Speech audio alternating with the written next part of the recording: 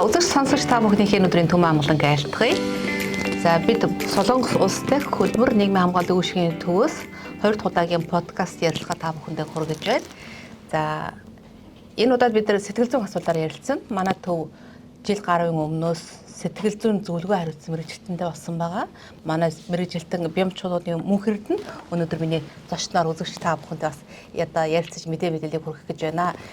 Манай төв бол бүгдээ Солонгос улсад ажиллаж амьдарч байгаа нийт монголчуудаа хөтөлбөрийн харилцаанд асуудлууд болоод нийгмийн даатгалын чиглэлээр бүхэл зөвлөгөө мэдээллийг өгөх ийм үүрэгтэйгээр үйл ажиллагаа явуулдаг. Гэр бүл хөтөлбөр нийгмийн хамгааллын яамны харьяа төв байгаа. За ингээд хоёулаа ярилцлага эхлэе. Ер нь хамгийн гол нь гадаад улс оронд ажиллаж амьдарч байгаа иргэдийн хувьд сэтгэл зүйн асуудал үүсдэгэ. Яагаад үүсдэгээг бол өөрийн гэр орноосоо хол гэдэг юм уу, хань ижлээс хүүхдүүдээс хол байгаа хин нэгэнд тийм ажиллаж амьдарч байгаа хин нэгэнд асуудал үүсдэг. Энэ асуудал дээр бид нар зөвлөгөө мэдээлэл өгөх шаардлага яагаад үүссэн гэж тийм мөнхөрд нь өөрөө харж ажиллаж байгаа вэ? Хэдийгээр би өөрөө төвийн дараагаар ажиллаж байгаа мэдж байгаа боловч бас олон нийтэд хоёлаа мэдээлэх зорилгод энэ ярилцлагыг хийж байгаа тийм. За баярлалаа, мэдээлэл өгье. За тэгэхээр ер нь бол гадаадын оронд ирнэ гэдэг маань хүн болгоно мэдээж тодорхой хэмжээний стрессийг заавал нөлөөлж идэг. Тэгээд хүн стресст нь өртгөөрөө хүн яа гэм бэ гэхэд магадгүй хүн зориг тавьсан байгаад байдаг. Том хэмжээний зоригтой байгаа. Тэгээд зоригт хүрэхийн тулд тодорхой стрессийг даван туулж зоригтой хүрдэг бол зарим хүмүүсийн хувьд тодорхой стрессийг даван туулах чадваргүй байгаад байдаг. Энэтэй холбогдлолтойгоор ер нь бол сэтгэл зүйн зөвлөгөөг бол нийтдээ бол энэ жилийн хугацаанд бол ганцаарсан зөвлөгөө 200 гаруй хүнд 300 орчим хүнд ерөнхий зөвлөгөөгд одоо энэ байдлаар ажиллаж байна. Төвийн хувьд бас утсаар, тагмаар, тийм одоо цахимаар гэх бүхэл одоо ямар боломжтой тэр чиглэлүүдээр зөвлөгөө мэдээллийг өгч байгаа. Ямар улсууд ихэвчлэн хандж ин гэж хэлэх вэ? Яагаад энэ хүмүүс гадаад улс орнд хүмүүс ингэж Монголтой хүмүүс ингэ шүү дээ тийм ээ. Гадаад улс орнд ажиллаж байгаа Солонгос улс гоё хөгжилтэй, эрүүл агаартай, эрүүл хоол хүнстэй тийм ээ ийм газар юунд нь стресстэй байна гэж боддог баг. Гэтэл тэдгээр улсууд маань ямар асуудалд өгтөөд сэтгэл зүйн асуудалд оролдог. Тэгэхээр хүмүүс ихэвчлэн ялангуяа залуучууд юм уу эсвэл одоо Монголд ажиллаж амьдарч байгаа хүмүүсийн хувьд гадаад л гарвал боллоо гэсэн асуудал ерөнхийдөө хөндөд байдаг. Тэгэхээр та гадаад хэрвээ гарах гэж байгаа бол хэр та бэлэн бэ гэдэг асуултыг ерөнхийдөө та өөрөөсөө асуугаарай гэж бол бас их хүсдэг. Тэрийг юу гэж хэлэх вэ гэх юм бол хүмүүс гадагшаал гарчих юм бол би окей болно гэж бодоод идэг бол яг үүндээ бол гадагшаа гарахын тулд эхний ээлжинд хүн сэтгэл зүйн байдлаа айгу бэлтгэх ёстой. За тэгэхээр тэрэнд юу гэх юм бол нэгдүгээр та нийгэмтэй хэр дасан зохицож та чаддаг юм. Хоёрдугаар гэх юм бол магадгүй гадаад оронд ирэхээр ганцаард гэдэг зүйлтэй маш их одоо тулгарна тэг хэлний бэрхшээл гээд маш олон зүйлүүдийг даван туулж идэг энэ хүмүүсийн хувьд бол за ганцаардл. Тий ганцаардл. Нөхөд ганцаард гэлдэгсэн чинь сингл лидиг кинон дээр нөгөө сэтгэл зүйч энтэй ярилцж байгаа санагдчихлаа. Би ингээд өнөөдрийн байдлаар хөтөлбөр нийгмийн хамгааллын үүргийн төвийн одоо даргын үүргийг гүйцэтгэж ажиллаж байгаа. За гэхдээ би олон нийтэд мэдээлэл өгөхүүдээсээ сэтгэл зүйч мэрэгчлэлтээс асуугаад байгаа шүү. Бас онцгойлон хэлэхгүй бол тийм ээ хүмүүс ягаад ажиллаа мэдэхгүй яриад байгаа юм бэ асууж байгаадгүй. Би бас ингээд одоо ирэх гэж байгаа гэрээгээр ирэх гэж байгаа иргэдийн эрхийн өмнөх сургалтанд бас цахимаар оролцож үзсэн тийм. Гэтэл тэдгээр усад юу хүсэж байна вэ гэвэл хоёул хийсэн шүү тийм. Юу хүсэж байна гэвэл гэрээдэр явах гэж байгаа Солонгос улсад ажиллаад цалин мөнгө өндөр авна, доллар авна тийм ээ. Тэгээд бид рүү мөнгө хийлгэн гэсэн хүлээлтийг гэр орных хүлээгээд идэг юм шиг байна. Тэгээд тэр эрхэм өмнөх сургалтын дээр би оролцоод ер нь гэр бүл нь наашаа ирэх гээд ажиллах гэж байгаа улсуудынхаа сэтгэл зүй бэлтээрээ гэдэг зүйлийг ярихад маш олон лайк гарч ирсэн тийм чи тэр ажиллаж байсан. Яагаад тийм бэ вэ гэвэл үнэхээр тэр улсууд гэр орноос хол байгаа шүү гэдэг айгу онцгойлон анхаарах ёстой юмсаж санагдчихсэн. Ирэхээ өмнөх болоод ирсний дараах сэтгэл зүйн ялгаа юу нь яаж харагдаж байна? Бид нар ер нь ингээд яг Солонгос орнд ирэхээр бид нар яг кино шиг төсөөлөж байдаг. Ерөөсөө л тий яг ингээд би ингээд амар гоё оффистай ажиллаад ч юм уу хүмүүс нь ингээд маш гоё харилцаал тэгэл маш ингээд сайхан орчинд ирлээ гэж бодоод байдаг. Гэхдээ яг үүндээ магадгүй үйлдвэрт уулын бохорд ганцаараа ажиллах юм уу Эсвэл одоо яадын дарга цэргнэр магадгүй бид нар солонгос соёлыг бид нар өөрсдөө мэдхгүй байгаа даа л да. Энтэй холбогдлолтойгоор айгүй намайг одоо ингээд муухаар хэлчлээ гэж бодоод байдаг бол нөгөө нь яг соёлын ялгаатай холбогдлолтой зүйлээс болж стрессдэг ч юм уу тий. Энэ зүйлүүд хэмжлэн ерөөхдөө үүсээд байдаг. Ирэхээс өмнө бол бид нар юу гэж хараад идэм бэ? Яг нөгөө солонгос кино шиг л хараад байдаг байхгүй юу? Ер нь бол байнгын ямар ч асуудалгүй байгаад тах юм байна. Одоо тэр дөржөө бата ингээд ажиллаад ингээд болоод ах чинь би бол юу юм бэ? Би тэрнээс илүү юм чинь би дорн мөнгө цуглуулаад хүрээд ирдэг гэж хэлдэг. Тэгээ яг бод байдалтай хүрээд ирэхээр маш их хэмжээний стресс, ганцаардал, сэтгэл готрол дээрээс нэмүүлээд яг гэрээгээр ажиллаж байгаа, ирж байгаа хүмүүсийн манай хувьд бол яг 100% маш сайн хилтэй ирж байгаа бол бас учир дутагдaltaй байгаад учраас өөрийгөө би ойлгож чадахгүй байна гэж юм бол маш их хэмжээний хүнд энэ стрессийг ерөнхийдөө байнга өгч идэг.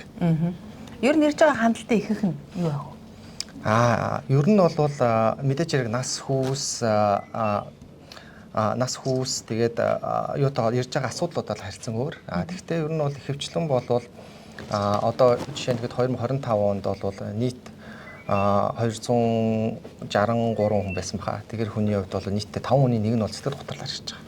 5 хүний. Өөр юм бол өөрөөс чинь зөвлөгөө мэдээлэл авах гэж ирсэн 263 хүнээс. 63 хүнээс. Тэгвэл тэр маань яг ганцаардсан байдлаар тэнхмээр, зүүмээр тэгээд уцаар зөвлөгөө авсан нийт 263 хүний 5 хүндийн нэг нь ямар нэг байдлаар Солонгос улсад ажиллаж амьдарч байгаа хүмүүсийн хувьд бол сэтгэл готролд ороод байдаг гэсэн ерөөхдөө том мэдээлэл гарч байгаа гэсэн. Сэтгэл готролд ороход гол шалтгаан нь би бол гэр орноосоо хол гэж хараад байна л да. За нөгөө талаар ирээд ажиллаж байгаа орчин тийм ээ. Одоо хэд хоногийн өмнө бас E8 дээр ирсэн эдэн иргэн манай төвд хандсан. Тэр иргэд юу ярьсан бэ гэвэл 30 хүн амьдардаг. Одоо тийм ээ 70 одоо иргэдээр загсны үйлдвэрт ажилласан гэж байгаа байхгүй юу. Тэгээд бараг л одоо хоол хүнсний асуудал хэцүү байсан ч гэдэг юм уу. Орон байрны асуудал хэцүү байсан. Цалингаа авч тухайн асуудал үүсэх гэдэг асуудал үүсэж байна. Тэгэхээр Солонгос улсад тариалан болон цагаан сагнуур за хүнд үйлдвэр, хөнгөн үйлдвэр дээр бас одоо мах юу гэдэг бусад гар урлаг үйлдвэрүүд гэсэн орж иж байгаа юм. Тэгээд энэ үйлдвэрийн нөхцөл байдлаас шалтгаалаад хүмүүсийн сэтгэл зүйн асуудал үүсэж байна. Нөгөө талаар магадгүй одоо зөвхөн гэрээт иргэд бас манай өвшгийн төгөр үйлчлүүлэлт ханддаггүй тийм ээ. За мөн одоо хууль бус буюу зорчих хэрэг нь паспортын хугацаанд дууссан. Одоо уг нь бол болж өгд хэвтэй хийх гэл үзээд байдаг тийм харалсан гэхгүй бизнес зөрчилтэй иргэд байна. Бас манай төгөр ирж үйлчлүүлэлт зөвлөгөө мэдээлэл авдаг байгаа. Тэгэхээр маш олон хүчин зүйлээс шалтгаалan тухайн иргэн сэтгэл зүйн ганцаардалд орох юм эрсдэл байна. Тэгэд өвшгийн төв дээрээ бид нар бас сэтгэл зүйн зөвлөгөө хариуцсан мэргэжилттэй болсноор ер нь эдгээр мэдээлэл иргэдийнхаа мэдээллийг давъя дата бааз суурь бий болгоё. Яагаад асуудал үүсээд байгаа юм? Энэ асуудлаас урьдчилан сэргийлэх юм асуудлыг үүсгэхгүй багтлаар бид юу хийх ёстой юм бэ гэдээ бас ажиллаж эхэлж байгаа тийм ээ. Яг ямар ажил хийж байгаагаа бас олон нийтэд танилцуулъя. За тэгэхээр бол одоо бол 2025 оны хувьд гэхэд бол нийтдээ сэтгэл зүйн зөвлөгөө авсан иргэдээсээ насны бүлэг тулгымцсан асуудлаар нь ерөнхийдөө бол бас нэг судалгааны ажил хийсэн байгаа тийм.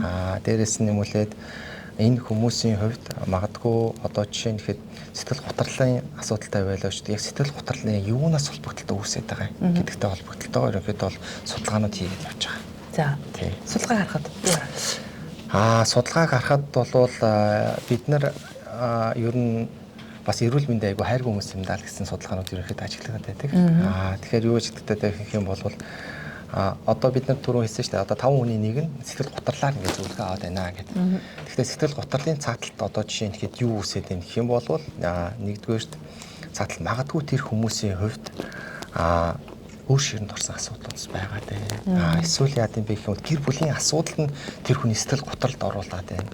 Бид нар ингээд сэтгэл готрол гэхээр ингээд байнгын одоо тэг юм хийхгүй болоо тэгэл ингээд суугаад байна гэдгийг бодоод байгаа байхгүй. Гэхдээ яг бодит байдал тэр хүмүүсийн хувьд яг ингээд таны өмнө инээгээ таниагаад явж болно. Тэгээ айгүй сайн идэвхтэй байж болно. Гэхдээ яг сэтгэл готрол гэдэг зүйл дээр нь яг хөвчлэн юу н хаана үсээд байт юм бэ гэх юм бол яг ганцаараа үлдэх үед тэр мэдрэмжүүд нь төрөгддөг. Тэр хүмүүсэд хөвчлэн би зүгээр штэ би ямар ч асуудалгүй штэ гэдэг хүмүүс өөр бол тэгээд идэг. Гэхдээ яг мэрэгжлийн хүндээ яг зөвлөгөө аваад гэхээр айгүй согл инээд хурж ирснэ. Яг өөрийнх нь талаар мэдрэмжийн талаар илүү ярилцаад тэгэхээр яг жинхэнэ өөртөө яг нүүр тулдаг. Тэгэхэд бол яг тэр мэдрэмж үнэхээр надад амар хэцүү байдаг. Ингээд хүмүүстэй ингээд ярилцахад хэцүү байдаг. Би өөрийгөө тусгаарладаг. Тэгээд би бусад хүнд ингээд айгүй хүчтэй юм шиг харагддаг. Гэхдээ яг ингээд бод байдал дээр би бол тийм байдгүй ингээд зүйлүүд маш их хэмжээнд яригддаг. Тэр нь өөрөө сэтгэл зүйн гүн хямрал байж байгаа. Яг л өөрөө нэг боломжийг тэр бүрд олгохгүй шүү дээ тийм. Манай төв бас үйлчлүүлж байгаа иргэдийнхаа одоо 5 тухтай орчныг бий болгох үйлчлэгээ авахд нь тийм ээ дэм бүхүүдээс сэтгэл зүйн өрөө танхимыг бас тогтчулсан байгаа. Манай төвөр үйлчлүүлэхээр ирсэн гэдэг маань хүүхдүүдтэй бас тусгай өрөөнд ороод одоо зөвлөгөө мэдээлэл авах хүүхдүүд бас тоглож надах тэр боломжийг нь бас нээсэн. Ер нь яг сэтгэл зүйн өрөөнд ингээд суугаад одоо ингээд ярилцаа сэтгэлээ нэгээд ярилцахаар одоо тухайн иргэн сэтгэл зүйг онгойлгож чаддгүй ер нь өөрснөө шиг баярлаа гэж хэлээд гарах нь ер нь хэрэг. Тий, ер нь бол маш сайхан мэдрэмжтэй нөө мэрэгчлэрээ бахарах гэдэг мэдрэмж. Үнэхээр ингээд хэцүү тэр хүн яг ингээд дэлбэрэхэд биелэнгүй ингээд дагалзуурсан тэр мэдрэмжтэй явж байгаа. Хизээш ингээд дэлбэрэхэд биелэн.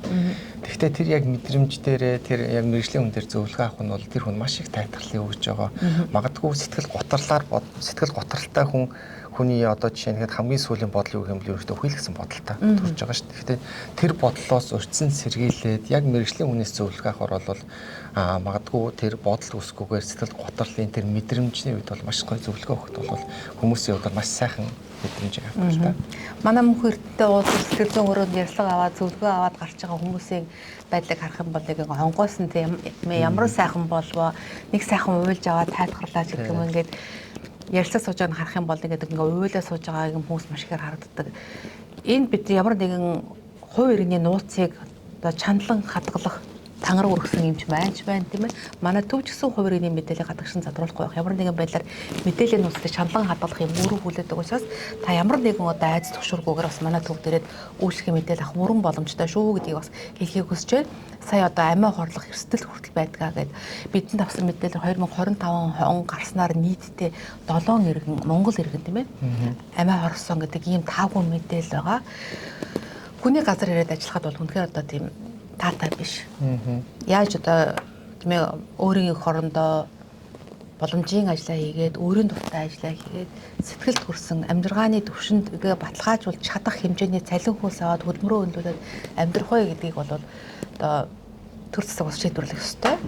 За хэдийгээр би одоо их хурал сууж исэн хүний хувьд энэ асуудал дээр хөдөлмөрийн хуулийн дээр тодорхой хэмжээний хөдөлмөрийн үнэлэмжийн асуудлыг тодорхой тусгаж өгсөн боловч хуульд одоо хэрэгжихгүй байх юм эрсдлүүд ч гэсэн бас одоо байдаг гэдгийг бас хүлээн зөвшөөрөх ёстой гэж би бодож байна. За хөдөлмөрийн гэрээгээр ирсэн иргэдийн сэтгэл зүйн байдлыг тодруулах сорилтын үр дүнд би хараа сууж байна л да. Өнөхөр хөдөлмөрийн гэрээгээр ирж байгаа гэдэг юм байна. Ихэнх нь 19-с 25 насны залуучууд байдаг тийм ээ. Энэ залуучууд одоо худалчгонд ямар үед нь таардаг вэ? Өсвөр нас барагдаад эдгэр залуудаад тийм эдгэр залууд ордог. Ийм насны улсууд маань нэрээд одоо орон гэрээс хол байгаа улсуудын сэтгэлийн одоо сэтгэл зүйн байдал бол бэлтгэл хангагдахгүй байгаа гэдгийг бас дахин бас хэлхэн зүйтэй байгаа. Гэхдээ хин нэгэн ямар нэгэн байдлаар тийм ээ одоо хүчээр наашны явуулаагүй Солонгос гоё газар очиод өндөр цалинд ажил хийя л гэд ирдэг. Магадгүй зарим нь гэрээгээр одоо ажлын эрхийг аваад одоо энэ дээрээ харлах юм тохиолдлууд ч өдөрт байдаг. Хэдийгээр бид нар хөдөлмөрийн гэрээгээр ирж ажиллаж байгаа иргэдийнхаа одоо хөдөлмөрийн харилцааны асуудлыг хариуцдаг боловч бид тэтгэр хүмүүстэйгээ холбоо харилцаа тасарч бол асуудал бас ихээр үүсдэг гэдгийг бас энэ бас мэдгэдэгэн зүйтэй байхаа гэж бодож байна. Яг бүртгэлтэй иргэдээ бид нар бариад чаддаггүй. Одоо бид нар ингээд тишнээ иргэн ирлээ гэж хүлээж авч байгаа шүү дээ. 2025 онд нийтдээ бид нар 1000 гэрээд ажилтан авах квотатай байгаа. Түүнээс 638 иргэн гэрээтэр одоо ирж ажиллаж байгаа. Тэр 638 иргэн маань яг бүртгэл дээрээ байж чадчихна. Уг нэргүүд манайхан бүртгэдэг шүү дээ. Тэгэхээр нөө яг гэрсний дараах сургалт буюу одоо Ёжо Ичон сургалтын төв дээр бид нар ингээд бүртгэлээ үүсгээд явдаг. Тэгэхээр нөө гэрээд ажилтны манууд яа гэм бэ гэх юм бол нөө утасны дугааргүй хийх нь байгаад байдаг. За нэгдүгээр утасны дугааргүй байгаад байдаг. Хоёрдугаар гэх юм бол цэнгэр үнэлэх нь гарчгаар дугаар солилцдог. За тэгсэн хэдий ч одоо жишээ нь 2025 оны 1 сараас өдөө хүртэл хугацаанд хий чинь нийтдээ яг 161 гэрээт иргэнттэй шинээр дахин холбогдсон байгаа гэдэг. Ирснээс нь хойш гэсэн үг давтан холбогдоод. Тэнгуутлаа яаж нэнгуутлаа яг энтэй холбогдлолтойгоор тухайн үеийн сэтгэл зүйн байдлын үнэлж дээрээс нь юм бол ер нь үйлдвэрийн талаас хөдөлгөөний талаас ямар тусламж хэрэгтэй байна гэдэг чиглэлээс бол байнгын зөвлөх холбоотой эрх холбоотой ажиллаж байдаг. Тэгэхээр тэр залуучуудын хувьд бол нэгдүгээр мэдээж хэрэг одоо ингээд насны бүлгээс ахуулаад өөр зүйлүүд яаж болох ч гэсэн ер нь ингээд бид хэдийн хувьд юу нэг гэх юм бол яг бэлэмж гэдэг зүйлийг маш их хараад идэг. Хурж ихээр залуучууд юу гэдэм бэ гэхээр асуудаг асуулт байгаа шүү дээ. Би 3 удаа ажиллаж сэлж болно гэдэг тийм яг шууд ажиллаж сэлэх гэдэг шүү. Тэгэхээр яг хэрвээ та ингээд Солонгост хэрвээ ингээд гадаадын орнд ирэх гэж байгаа бол нэг зүйлийг амар сайн айгуу сайн бодоосоо гэж би хүсэж идэв. Тэгэхээр юу гэж бодоод идэв гэх юм бол өглөө та өглөө ажил 8-аас эхлүүлээд орой 18 цаг хүртэл та яг тасралтгүй ажил хийгээд үзээрэй. Монголчин бид нар гэдэг чинь нэг ажил хийж байгаа нэг 30 минут амраал эсвэл одоо яадгийн нэг өөр юм сатараач гэдэг юм ийм зүйл байдаг бол хэрвээ яг ингээд өглөө 8-аас орой 18 цаг хүртэл ямар тасралтгүй ажиллаад яг ажиллаа хийж байгаа болгон чи ингээд байнгын хурдан хий яг энэ ситуацтэй л ерөнхийдөө бол энэ гэрээгээр ажиллаж байгаа залуучууд манаас ийм их зүйл маш их тохиолдоод байдаг. Тэгэхээр хэрвээ та тэр сэтгэл зүйн тэр дарамтыг та эхний ээлжинд авч чадж гин үгүй гэдэг нь маш их чухал гэсэн үг. Монгол хүний одоо төрөлх зан, Солонгос хүний төрөлх зан хоёр бол шал өөр тийм ээ. Одоо монголчууд маань юу гэдэг чинь марга явыг олох, за бас нэг ахын дүүгээ дүү нахыгаа гэдэг юм бас юм одоо уламжлалт ийм харилцаанууд байна. Гэтэл солонгосчууд бол ажилтнал бол ажилтнал тийм ээ. Харьцаа хандлага бол шал өөр гэдэг бас хэлэх зүйтэй. За манай төвийнхэн гэрээгээр ирсэн ажилчдынхаа одоо хаана ажиллаж байна гэдэг бүртгэлийг авахаас гадна тухайн одоо үйлдвэр дээр нь очиж удирдлагуудтай нь уулзах, ярилцах, гэрээгээр ирсэн иргэдийнхаа бас ажиллаж байгаа орчин нөхцөл нь ямар хэмжээнд байгаа юм, цалинмөгнийхээ асуудлыг шийдвэрлэж чадчихна уу, ямар нэгэн дарамт байна уу юу гэдгээд одоо очиж уулзаж ярилцдаг байгаа нөхцөл байдлаа танилцдаг байгаа. Өмнөхөр Монгол улсын засгийн газар, Бүгд найрамд Солонгос улсын засгийн газар хооронд байгуулсан хилцээрийн хүрээнд эдгээр иргэд маань хөдөлмөр эрхлэхээр ирж байгаа учраас засгийн газрын зүгээс эдгээр иргэдийнхаа одоо нөхцөл байдлыг бас байнга ажиглах ийм ажлыг бас бид нар хийдэг байгаа шүү дээ. Тэгэхээр сэтгэл зүйн одоо зөвлөгөө мэдээлэл ингээд бид нар аль болохоор иргэдэд яаж тийм үү хүртээмжтэй байдлаар мэдээллийг өгөх вэ гэдэг үүднээсээ зүүн сургалтуудыг бас илэрхийлсэн байгаа тийм ээ. Зүүн сургалт маань ер нь хэр үр дүнтэй байна. Хичнээн удаагийн зүүн сургалтыг бид нар хийгээд байна. За зүүн сургалтыг 2025 оны 5 сараас хойш эхэлж байсан байна. 5 сараас хойш ер нь бол сэтгүүд нь болоод харилцан адилгүй тухайн яг мэрэгчлэрээ маш сайн эмчнэр сэтгэл засалж эмчнэр юу гэхэд орж оролцоосон байдаг. За нийтдээ 9 удаагийн одоогийн байдлаар зүүн сургалт маань сэтгэл зүйн байдлаар зүүн сургалт маань хийгдсэн байна. За үүнээс бид нар бол яг бүртгэл бол сургалтанд одоо орохоос өмнө хүмүүсээ бүртгэж байгаа. Тэгээ бүртгэл бол 336 бүртгүүлсэн байгаа. За тэрнээс хойш тэндээсээ магадгүй ажил ороод ч юм уу эсвэл тухайн үед бас завгүй болоод оролцож чадаагүй хүмүүсээ хасгаар нийтдээ 213 хүн зөвлөгөө өгсөн байна. Тэгээ энэ 213 хүнээс ингээд ажиллаж байхад ер нь бол бид хэдийн хувьд зүүн яагаад ингээд маш сайн гэдгийг одоо үнэлгээ өгөх юм бэх юм бол нийтдээ сэтгэл зүйн зүүн сургалтанд орсон хүмүүсийн 55 орчим хувь нь яг Сөүлээс өөр газраас холбогдоод байгаа. Сөүл буюу энэ газраас биш гэсэн үг. Сөүлдээс биш. Солонгосоос биш гэсэн үг юм уу? Биш. Сөүл төвөөс. Тий. Одоо нийслэлээс нь биш гэсэн үг байхгүй юу? Өөр аймаг, өөр төвүүдээс холбогдоод байна гэсэн үг. Тэгэхээр магадгүй одоо жишээ нь тэгэхээр уулын хурц ганцаараа байдаг юм уу эсвэл өөр газар байдаг хүмүүсийн хувьд бол илүү тэр зөвлөгөөг илүү маш их сонсож ийн гэсэн ерөөдөө бол цэцлэг хараад байна гэсэн үг.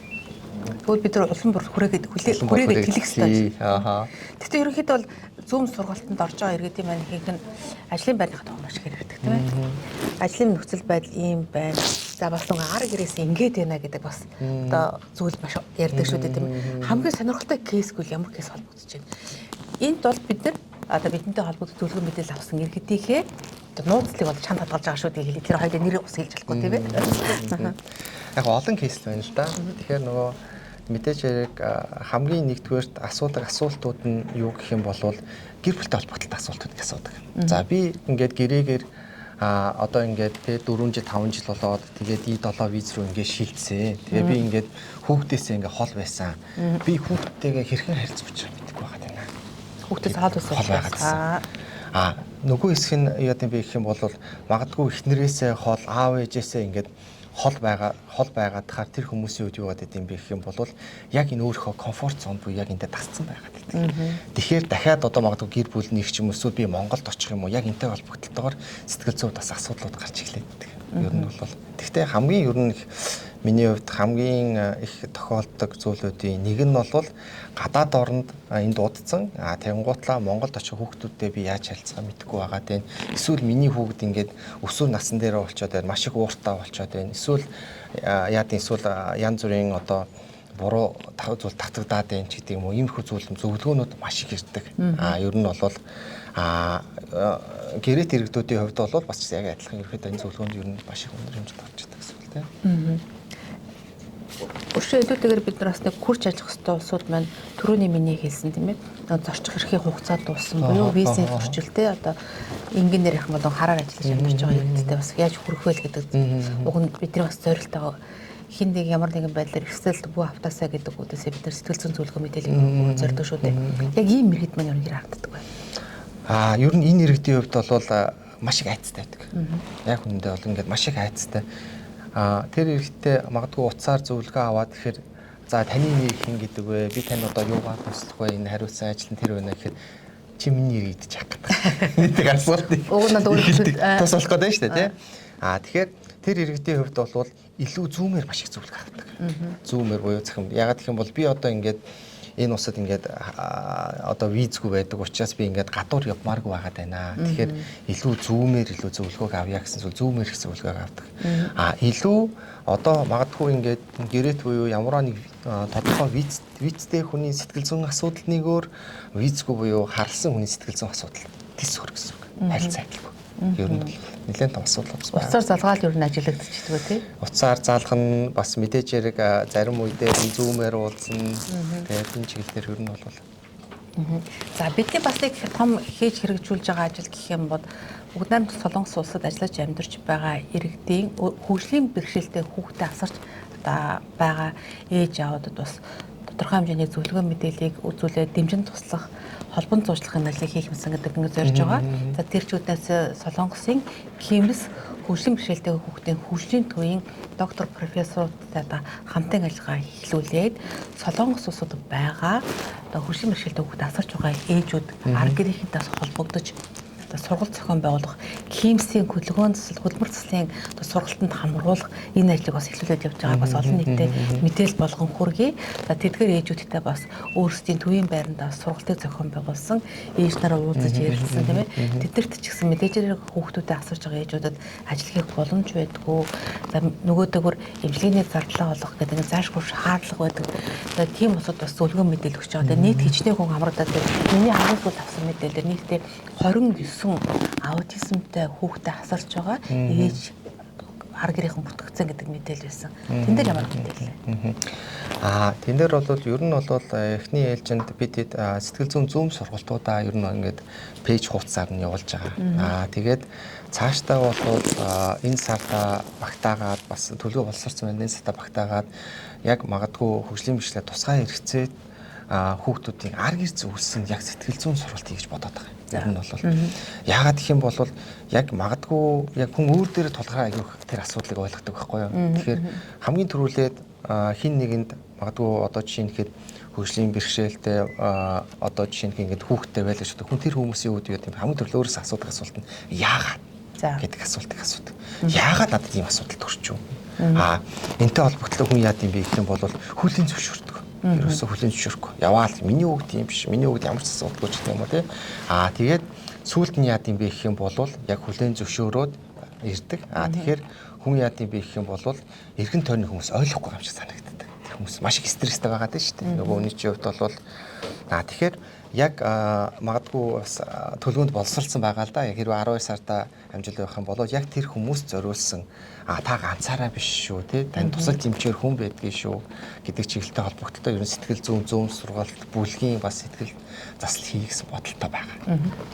Тэгэхээр бас өнөөдрийн подкаст ярилцлагыг сонсож байгаа, үзэж байгаа бас олон нийтэд бас би нэг мэдээлэл хүргэмээр байна. Бүгд найрамдах Солонгос улс дахь хөдөлмөр нийгмийн хамгааллын үйлчилгээний төв сэтгэл зүйн сургалтуудыг өөрийн пэйж хуудасаараа зар түгээгээд бүртгүүл үүсгээд бүртгэгдсэн иргэдээ бас зүм сургалтанд хамруулдаг байгаа гэдгийг бас хэлэхгүй болвол иргэд маань нөө сургалт боллоо гэдэг мэдээллийн дараа хаагур зарны явж байгаа асуугаад байдаг тийм ээ.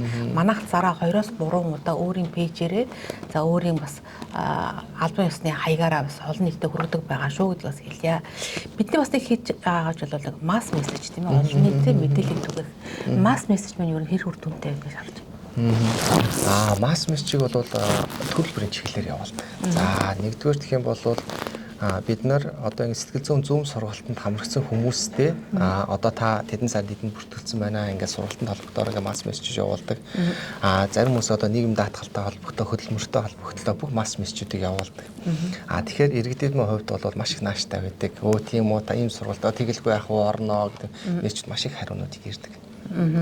За тэгэхээр манай пэйжтэй одоо дандаа хамт байгааг хэлхийг хүсэж байна. За би Бүгд Солонгос улстай гэр бүл хөтөлбөр нийгмийн хамгааллын үйлчлэгийн төвийн даргын үүргийг төр орлон гүйцэтгэж ажиллаж байгаа. За бид өнөөдөр өөрсдийн үйлчлэгийн танхимдаа 2 дахь удаагийн подкаст ярилцлагыг та бүхэндээ хүргэж байна. За өмнөх ярилцлагаараа бид бас нийгмийн даатгалын үйлчлэгний талаар сүмчин даргатай ярилцлагыг хүргэсэн байгаа. Өнөөдөр би сэтгэл зүйч бямч чуулганы мөнх эрдэнэтэйгээ бас ярилцаж үзэж та бүхэндээ мэдээлэл хүргэж байгаа. Бидэнтэй хамт байх ёстой тийм ээ. Ягаад гэвэл Монгол Улсын засгийн газрын төлөөний байгууллага гэр бүл хөтөлбөр нийгмийн хамгааллын яамны одоо үйлчлэгийн төв Сөүл хотод Түндээмүний ойролцоо одоо Монгол тавны ойролцоо өөрөөр хэлбэл Монгол иргэдтэй л бид айлгууд ойртож ажиллаж байгаа тийм ээ. Тэгэхээр үйлчлэгээ үзүүлэхээр зорж ажиллаж байгаа, таны төлөө ажиллаж байгаа гэдгийг бас олон нийт маань одоо анхаарч хүлээн аваасаа гэдгийг хүсэж байна. Тэгээ бид тэрийн ярилцлагыг бас өндөрлөх цаг нь болоод байгаа шиг байна тийм ээ. Би дахиад хэлээ тийм ээ. Бид үйлчлэгийн төвийнхээ байранд энэ подкастыг хүргэж байгаа шүү. Тэгэхээр ямар мэдээлэл хэрэгтэй байна вэ гэдгийг та бүх бас манай пэйж хуудасаар илгээгээр гэж хэлэхээр манай одоо сургууль сурах хариуцсан мэрэгчлэнүүд за манай төвийн одоо хөтөлбөрийн харилцаа нийгмийн даатгалын асуудал хариуцсан мэрэгчлэнүүд маань та бүхэнд үйлчлэгээ үзүүлэхэд бүрэн бэлэн байгаа шүү. Яагаад гэвэл бид энэ үүргийг хүлээгээд энд сууж байгаа учраас танд л үйлчлэх ёстой үйлчлэгээ байгуулга байгаа шүү гэдгийг хэлхийг хүсэж байна. Хоёулаа ярилцлага өндөрлөе тийм ээ. Ярилцлагаа төгсвөл юу хэлхийг хүсэж байна? Миний хэлхийг хүсэж байгаа зүйл бол бидэнтэй хамт байгаараа л би хэлхийг хүсэж байгаа юм. Та бидэнтэй хамт байсараа хөтөлбөрийн харилцаанд үүсэж байгаа цалин мөнгөний асуудал за үйлдвэр дээрх одоо ямар тийм ээ одоо хөтөлбөрийн дарамт юу байдгийг ажлын байрны аюулгүй байдал хөтөлбөрийн харилцаа гэдэг 13 дахь сарын цалин нутаг бузах зардал за нийгмийн даатгал албан журмын даатгал сайн дурын даатгал гэдэг бусад тэтгэмжийн асуудал халамжийн асуудлаар ч гэсэн бид нар зөвлөгөө мэдээлэл авах бүрэн боломжтой шүү гэдгийг дахин хэлье. За манай мөн хэрэг нь миний хувьд хэрвээ таны хэн нэгэн ээж нь эсвэл аав нь гадны орнд ажилладаг эсвэл хүүхэд нь сурдаг болвол Монголд байгаа хүмүүсийн хувьд бол нөгөө энд гадаад байгаа хүмүүсийг дэмжээрэй гэж би хүсэж байдаг. Яагаад гэх юм бол тэр хүмүүс чи тэг өнөөдөр одоо над руу хэдэн төгрөг явуул гэхээсээ илүүтэйгээр чи өнөөдөр хоолоо сайн идэж байгаа юу? Чи ингээд гэр бүлийнхаа бахархал нь шүү. Чамайг үргэлжийн бахархдаг шүү. Тийм болоод тэгэхээр чимэр байгаа учраас бид нар ингээд сэтгэл амар байдгийг шүү. Нөгөө хүндийн гадаад амьдарч байгаа хүмүүсийн хувьд та бүхэн маань дэмжлэг үзүүлээд сэтгэл зүйн гэдэг бас сайн үзүүлж байгаасай л гэж хүсэж байна. Ер нь хүн гэдэг бол сэтгэлийн амьтан тийм ээ. Тэгэхээр хүн сэтгэл санаа ямар тайван амгалан байна тэр хэмжээгээр бас хөдөлмөрлөх, ажиллах, эргүүл байх тэр одоо боломж нь улам бүр нэмэгддэг байх гэж би боддог. Ер нь тэг хүн сэтгэлийн дэм үг нь чи минь сайн шүү гэдэг нэг тогтчихсан тэрвэрхч гэдэг юм үг хэлэхэд тэр хүн ямар их хүч урам авдаг үлээ тэр бүхэн дээр бас арга ярнаас анхаарч ажилласаа гэж хүсэж байна. Зөвхөн мөнгө хийх гэж тэр хүн Солонгос руу яваагүй тийм ээ. Шинийг сурч, эрэлхийлж, өөрийгөө хөгжүүлэх гэж Солонгос улсад одоо гэрээгээр ажиллаж байгаа. За магадгүй одоо харалсан иргэд маань би дахиад одоо нэгэнт одоо олон тус учраас харалсан иргэд ирж байна тийм ээ. Одоо визний зөрчилтэй, одоо визийн хугацааны өнгөдөө дууссан иргэд маань манай төвд хандах юм бол бид ямар нэгэн байдлаар та бүхэнд үйлчлэгээ үзүүлэхэд зорж ажиллаж байгаа гэдгийг дахин дуулгахыг хүсэж байна. Тэгэд манай пэйж хуудас бол мэдээж хэрэг одоо Бүгд Солонгос улстай хөтөлбөр нийгмийн хамгааллын үйлчлэгийн төв гэсэн хаяг байгаа шүү гэдгийг бас дахин дуулгая. За би бас өөрийнхөө давуу байдлыг ашиглаж их подкаст ярилцлагуудыг та бүхэндээ хүргэж байгаа. Ер нь бол альва мэдээлэлээс хоцорсон иргэд маань төрөөс үзүүлж байгаа альва үйлчлэгээ одоо юу гэдгийг тэр бүхнээс хоцорчдаг учраас та бүхэн мэдээлэлтэй л ойр байгаарай гэдгийг би бас хэлхийг хүсэж байна. Бид дараагийн подкаст ярилцлагаараа хөтөлбөрийн харилцааны тасгийнхаа мэргэжилтүүдтэй ярилцаад хөтөлбөрийн харилцаанд ер нь ямар асуудал үүсдэг юм бид яаж ажиллаж байгаа юм бэ гэдэг мэдээллийг өргөнө. Ер нь хамт байгаарай бидэнтэй байнга харц хэрэглэж хүсэх байна. За өнөөдрийн миний зочноор за бүгд найрамдах Солонгос улстай хөтөлбөр нийгмийн хамгааллын үйлчлэгийн төвийн сэтгэл зүйн зөвлөгөө мэдээлэл хариуцсан мэргэжилтэн бямч чуулганы мөн эрдэнэ байлаа. Тийм мөн эрдэнийн хазаачдын ажилтны амжилт хүсье. За тэгээ энэ цаг мөчид бидэнтэй хамт байсан та бүхэндээ баярлалаа. Ер нь альва асуудалд зөвлөгөө мэдээлэл гэдэг бол нэн чухал байдаг. Хүний нөхцөлд байгаа хүн бүхэндээ бид нар бас ойр ажиллахыг зорж ажиллаж байгаа шүү гэдэг хэлье. Бүгд баярлалаа. Баярлалаа.